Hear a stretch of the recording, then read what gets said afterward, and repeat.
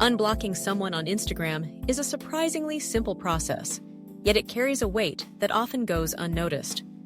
The first step is easy. Navigate to your profile, tap on the 3 horizontal lines in the top right corner, and select Settings.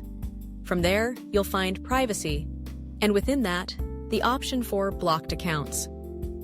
A list of users you've chosen to block appears, and with a single tap, you can unblock anyone you wish.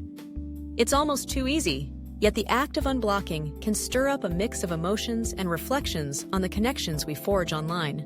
I remember the day I decided to unblock an old friend. We had drifted apart due to a misunderstanding that spiraled into a series of petty arguments. The block felt like a shield, a way to protect myself from the hurt of our falling out. But as time passed, I realized that social media was a window into lives I once cherished. I missed the laughter and the shared moments that Instagram used to capture for us.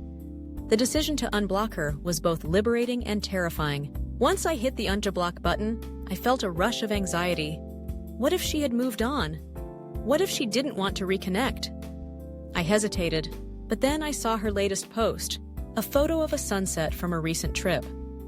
It was beautiful, and I felt compelled to comment.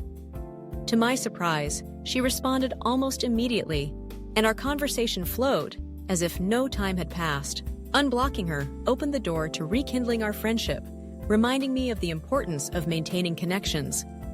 Social media, for all its flaws, can serve as a bridge, connecting us to people who shape our lives, even if it sometimes requires a leap of faith to cross that bridge again.